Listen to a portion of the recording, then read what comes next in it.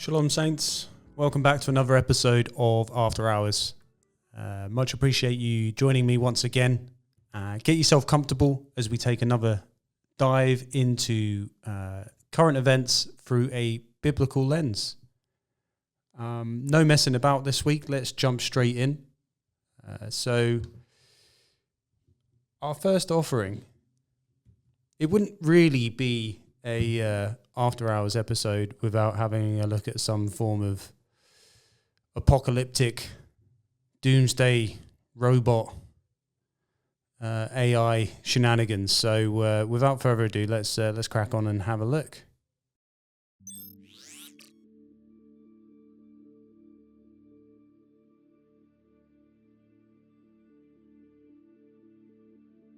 Hey, Figure One, what do you see right now? I see a red apple on a plate in the center of the table, a drying rack with cups and a plate, and you standing nearby with your hand on the table. Great, can I have something to eat? Sure thing.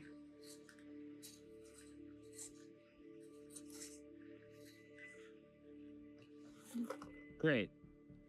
Can you explain why you did what you just did while you pick up this trash?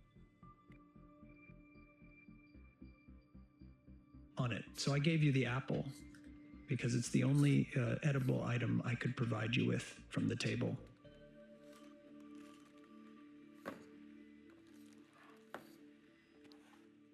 Great. So, based on the scene right now, where do you think the dishes in front of you go next?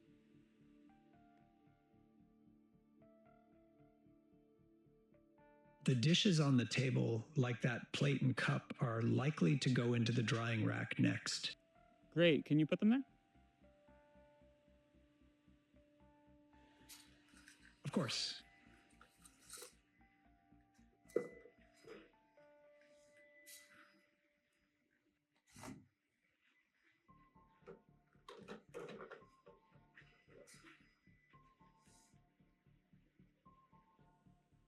All right. So, how do you think you did? I think I did pretty well.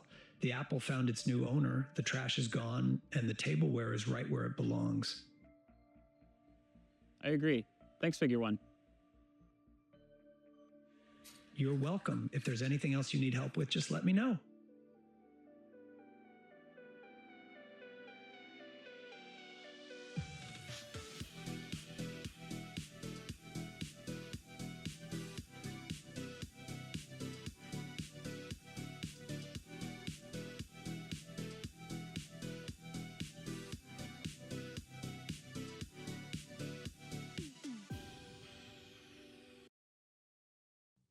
So, as ever with any of this technology stuff, it's always important to remember that this is the tip of the iceberg. But I saw this clip the other day pop up, and I just thought,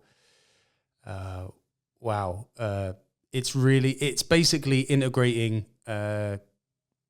speech to speech, OpenAI, ChatGPT with a robot essentially.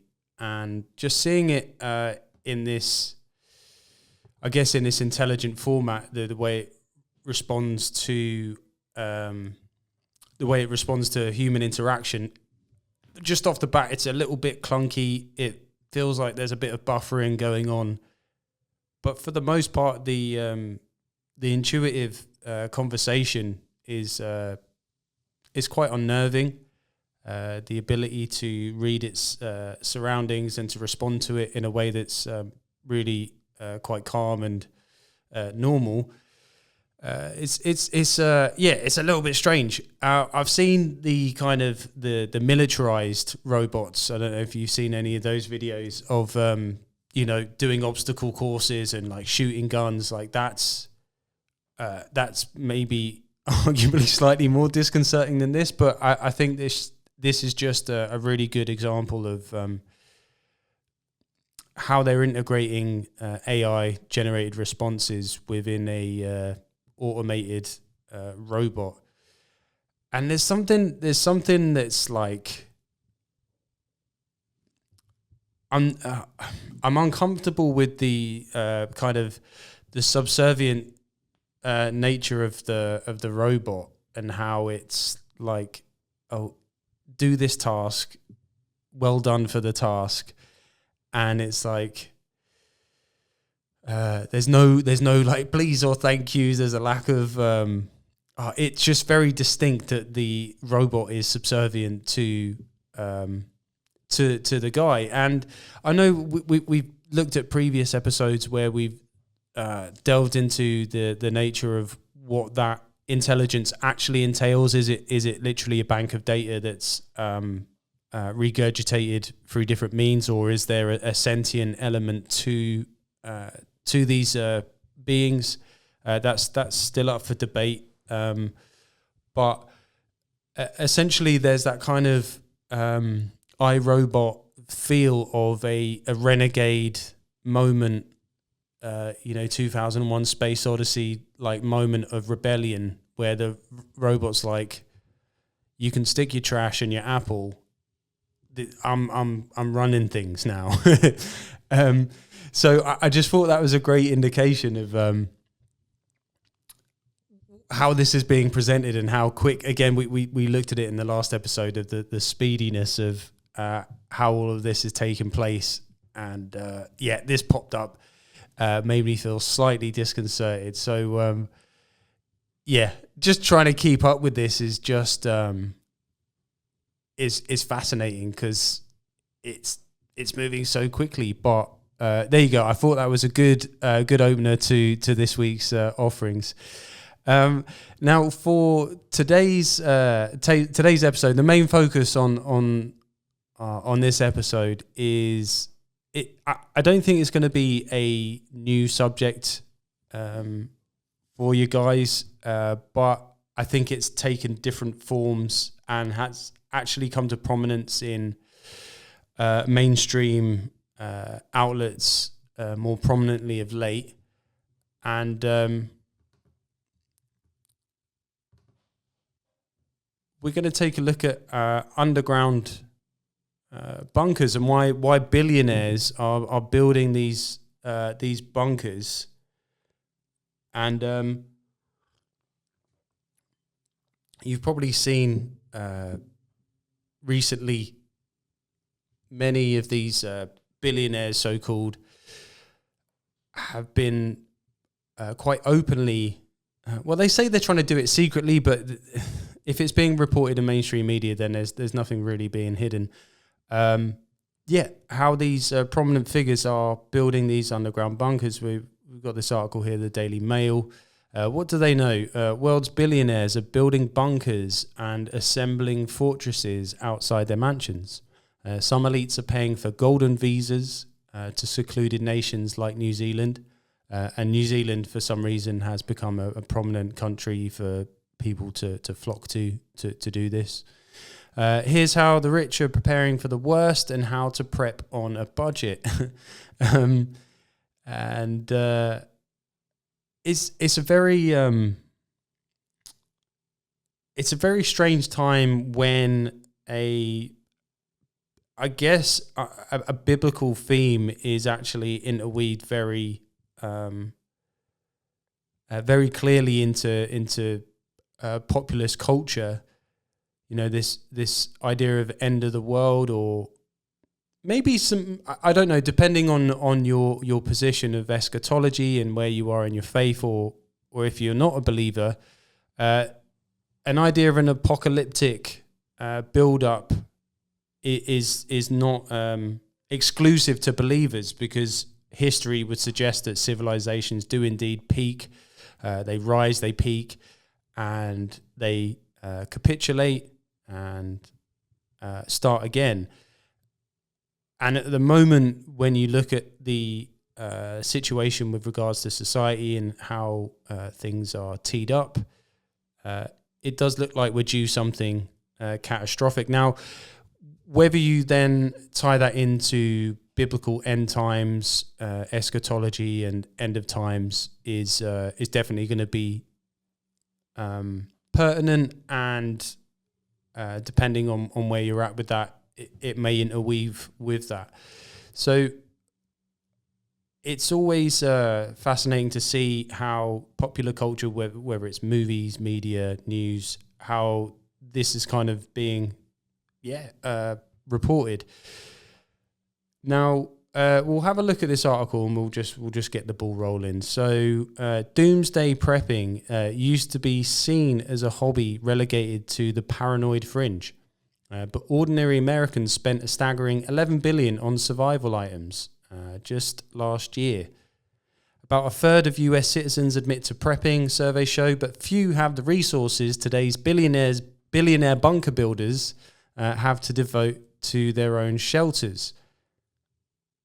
The world's wealthiest have increasingly spent hundreds of millions on securing underground compounds, private islands, and for the merely rich, survival condos.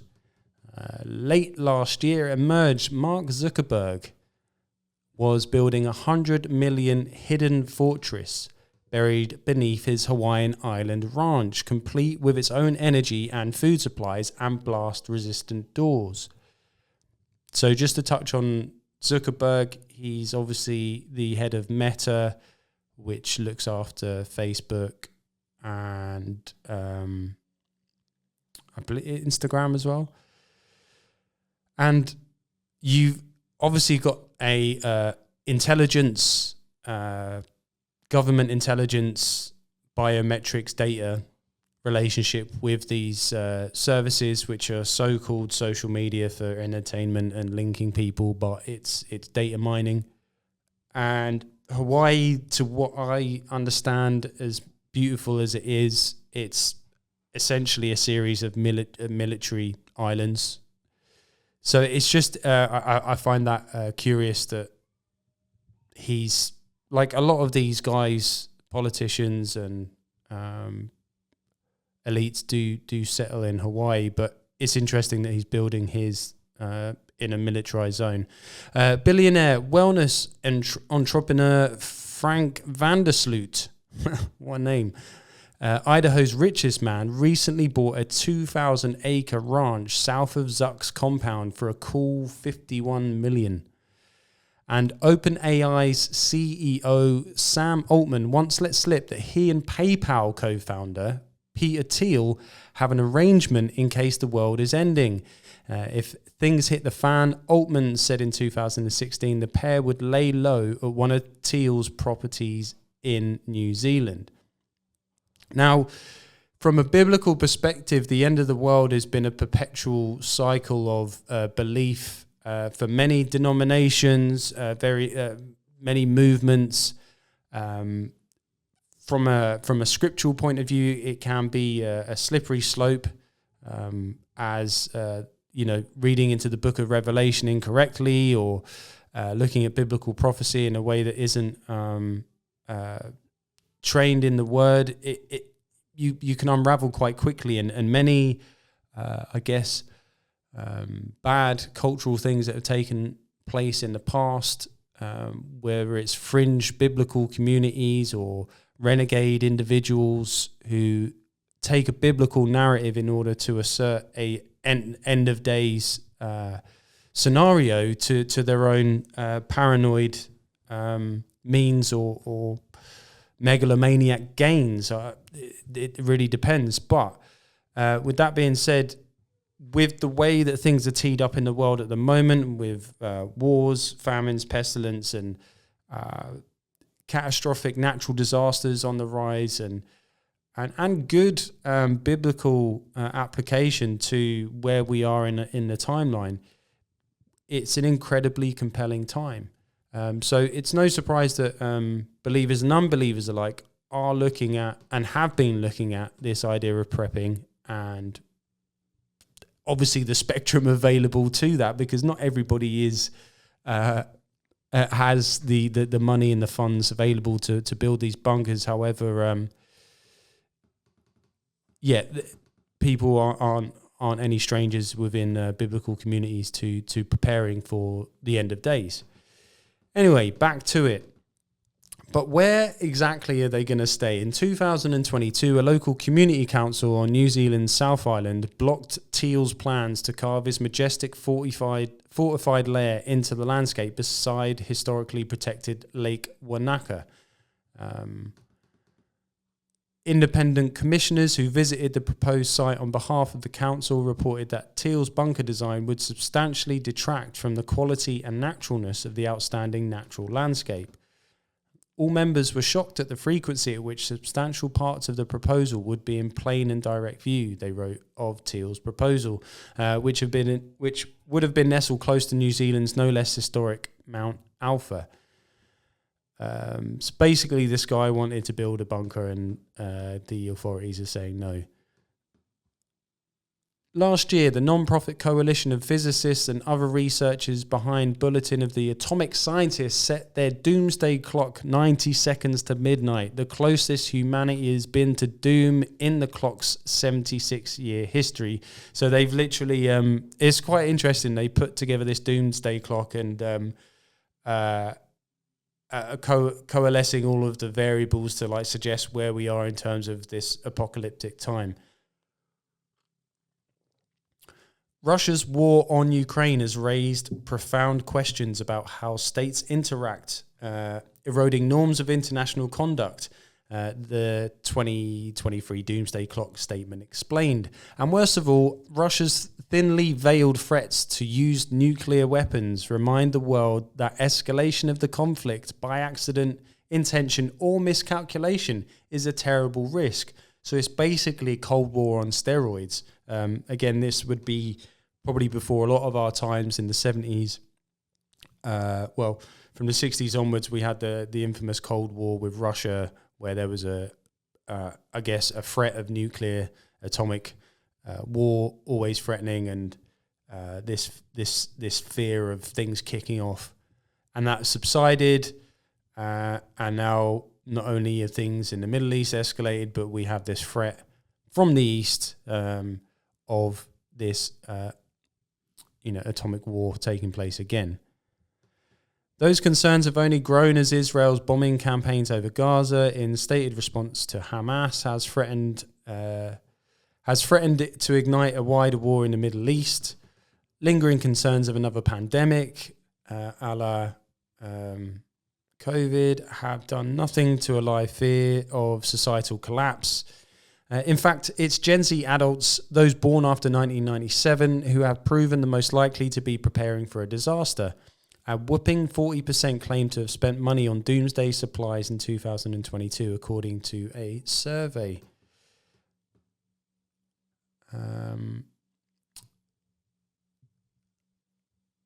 This past September, for example, New York City was hit with flooding that reached the wettest day ever recorded in the city. It cancelled flights, shut down the subway, and submerged cars around the city.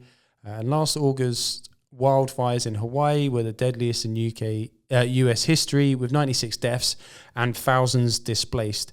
The world's richest people surely have as much data on increasingly world disasters as Gen Z, and likely a lot more. So it's all kicking off. There's loads of stuff going on, both in the militarized world and the natural world. People are getting shifty. The rich seem to know something and aren't necessarily sharing it, but at the same time, there's breadcrumbs everywhere for people to nibble on and guess and speculate as to what's going on. One of Teal's PayPal co-founders, Reid Hoffman, told The New Yorker that among the world's wealthiest, New Zealand is quietly understood to be the place to hunker down in the event of a calamity. Saying you're buying a house in New Zealand is a kind of wink, wink, say no more, Hoffman said.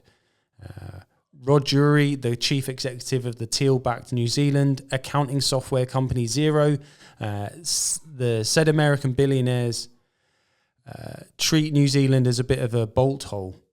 So these guys are flocking towards New Zealand, Hawaii, and they're building these like ridiculous places.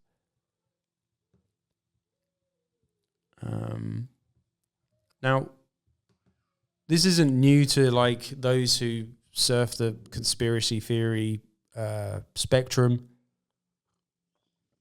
We've got the deep underground military bases, the DUMBs, that have been widely speculated for a long time. There isn't a city in the world where there isn't a city underneath that city. Like, whether it's catacombs, whether it's networks of tunnels, whether it's evidence of mud floods, there's always in history been an underground thing going on. You can look at just Google Cappadocia.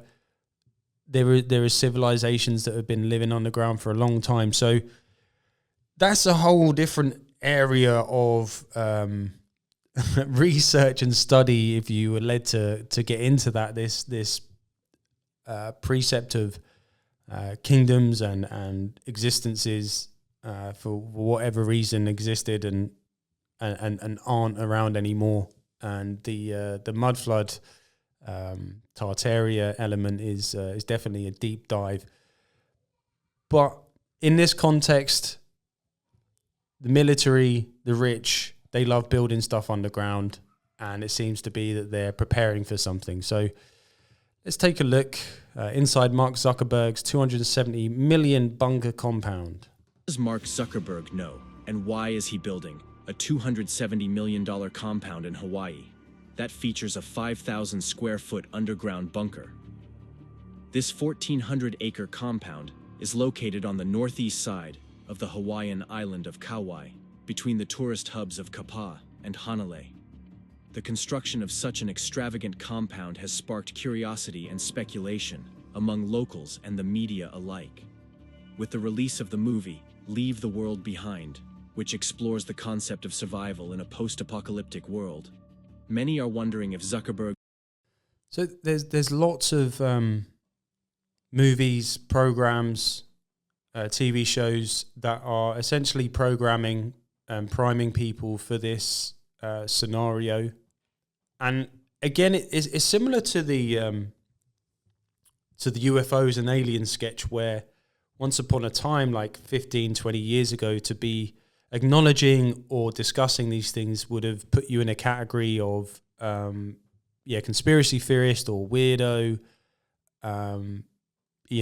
That these things didn't exist, or it was just, you there would be a degree of kind of embarrassment to admit that you either thought that these things were real or that you were even interested in it.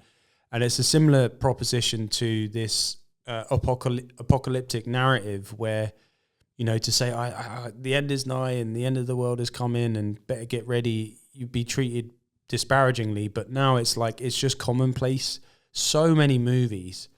And I do question, and again, a lot of this, I don't have an answer. I don't have a sound conclusion in terms of this is what I think the thing is, or this is definitely what's going to happen, because I'm not really in the business of fear-mongering or trying to tell people that something's going to happen when I don't necessarily know that to be the case. However, I think there's an element of not wanting to be ignorant to a situation, and seeing the general context of what's taking place in the world, whether it be in terms of current events or agendas that have been rolled out in terms of depopulation or a reset, whether it be financial, whether it be for a single governing world body. All of these elements come into play where we know that these people in the shadows like to destruct so they can then construct in their own ways. So with that being said, it is media entertainment being used to pre-program people for this apocalyptic scenario where it's like, every man for himself, essentially. I don't know. I genuinely don't know, but like I said, you don't want to be a fool in this situation. Zuckerberg's underground bunker is a precautionary measure against potential global disasters. If you decide to go see the compound, a 6-foot wall surrounds the entire area to block the view of outsiders. looking in to see what's really going on. Security guards stand watch at the entrance gate 24/7, and also patrol the surrounding beaches on ATVs and trucks to keep it as secret as possible, which further raises the question on what Zuckerberg knows and what he is planning with this compound. Make sure to hit the like button and subscribe real quick. What does he know? Is it the end of the world? Have you got to prepare? But before you do, make sure you like and subscribe to my channel. Onto what's believed to be within the gates, once construction is completed, is 12 buildings, with 30 bedrooms and 30 bathrooms, where the two main residences are reportedly connected by a tunnel, which also leads to the underground bunker, which is guarded by a concrete-filled metal door that is blast-proof in case of a nuclear blast. The underground shelter is believed to be over 5,000 square feet and will have its own energy and food supplies, making it completely self-sustainable. It is rumored that the shelter will be equipped with state-of-the-art technology and advanced security systems to ensure the safety of Zuckerberg and anyone he invites down there when the time comes. There will also be 11 tree houses on the property that are connected by rope bridges that travel along the estate. Nobody working on this project is allowed to talk about what is being built behind those walls. Everyone involved is bound to a very strict non-disclosure agreement, with multiple workers claiming they've seen or heard about colleagues being removed from the project for posting about it on social media. Everyone knows that Mark Zuckerberg is behind this, as he bought this land in a series of purchases in August of 2014. Does Mark Zuckerberg know something we don't? And is this a sign that the world may soon turn into a real-life version of the movie Leave the World Behind? Let us know in the comments below, and don't forget to like and subscribe.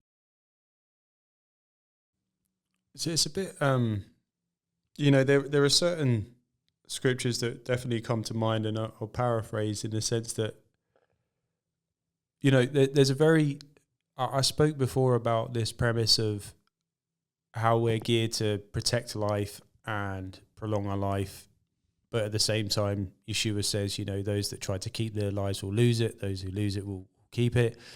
And, when you really break it down and you speak to a lot of people in the faith, in their heart of hearts, a lot of people are ready for either Yeshua to come back or to join him. And, we can talk about perseverance of the saints, enduring the race, living out your promise, living out your purpose, fulfilling the plan that God has in store for you. However, on the same notion, those of us who are in the faith, we can grow weary. All the creation groans for the return of the Messiah. So there is this element of, I personally have so much to live for and so much to be grateful for and thankful for, and that I want to be alive. Whether it be the relationships I have, the things that I want to do, not what I want to do, but a duty bound to do for those around me and for God's plan in my life. Like, I want to live and sustain life as much as possible and live it to the fullest in the way that God has ordained it to be so. However, when we know the context of what happens and what is going to take place on this earth, whether it's in our lifetime, the next generation, or however many generations it may be, this is not our home. We are not trying to stay here. We're not trying to either hide ourselves from our Creator or be in rebellion to Him, either knowingly or unknowingly. We are, of course, to fear God, because fear of the Lord is the beginning of wisdom. However, we are anticipating this beautiful nuptial reunion with Yeshua. So it's like, we're not trying to hide here.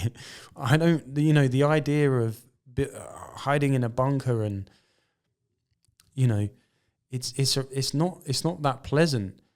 I think you can look at those who maybe do have a transhumanist agenda of immortality to ascend to a godlike status without salvation through Christ. Like there's that kind of narrative in the background as well. Who knows with a lot of these guys? But this notion of trying to preserve and I don't know if it's just that or if it's they're constructing something, they know something catastrophic is due to take place and they want to lay low and then come back. I don't know, but for me personally, you know, the idea of going in anything underground just makes me go, no, I'm not. I'd rather take my chances, but it's just. I think if you don't have God and if you don't have a understanding of what it is that's taking place, you would be fear-based. You probably would be trying to hide underground. But, you know, there's scriptures about, you know, being in the caves, even those that are like, you just wouldn't go there. Anyway, let's have a look. So this is like, again, the fact that this is reported in like mainstream media and it's just generally commentated on is bizarre. It's a bit strange. How many have seen The Last of Us in the zombie apocalypse? I mean, that's the first thing that comes to mind. I mean, it's at first, and second of all, Hawaii is obviously an island in the middle of the Pacific Ocean. If there's something that really goes south, how long can you last without supplies? That's where it takes me. You know, during the coronavirus pandemic lockdowns, people lost their minds. Yeah. After being at home for 6 months, and we still could go to the grocery store. You could argue that people have still lost their minds. Right. There's a hangover there. And we still had the outside. We, you know, we weren't literally in our homes without fresh air. So to me, I wonder how practical these truly are. And I get it. When you've got a lot of money, you can just say, well, it might not be practical, but we'll do it just Yeah, but I mean, the question is, what do they know that we don't know, right? I mean, they're building these underground Is this just the natural human nature towards thinking that these are the end times, our times, the end times? Call me cynical, but I think there's like the only fear being played here by billionaires is FOMO, the fear of missing out. Like that billionaire has a new toy. Yeah, my neighbor had a flat screen TV. I had it. Right, it's a keeping up with the Joneses kind of Maybe, mentality. but the money piece is a powerful piece, and they want to live forever. And none of us are going to live forever. Yeah. And if you've got too much money, then you can go build You should a put it in cryogenics. And, that exactly. They probably already got that.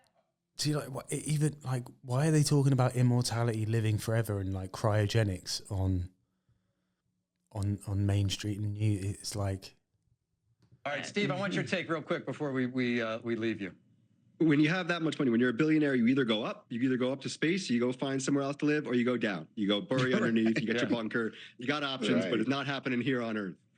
Right, so extraterrestrial, terrestrial, subterrestrial. Those are your choices if you got enough money, right? All right, Steve Krakauer, thank you very much. Thank you for watching, and make sure you go to... Yeah. It's better for a rich man to enter through the needle than the... Do you know, it's like... It's just, yeah, I don't know. Are these people with too much money and not enough sense, and they're just scrambling around? And I don't, you know.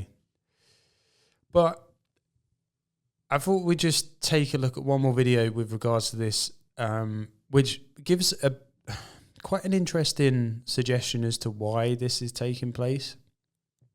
So we'll give it a watch.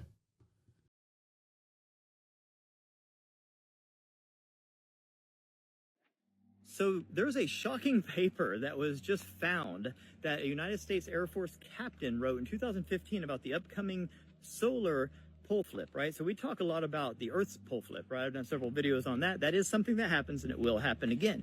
But what a lot of people don't realize is the sun goes through these 11-year cycles, right? The solar minimum to the solar maximum. At the end of the 11-year cycle, the sun itself actually flips. It flips on its axis, right?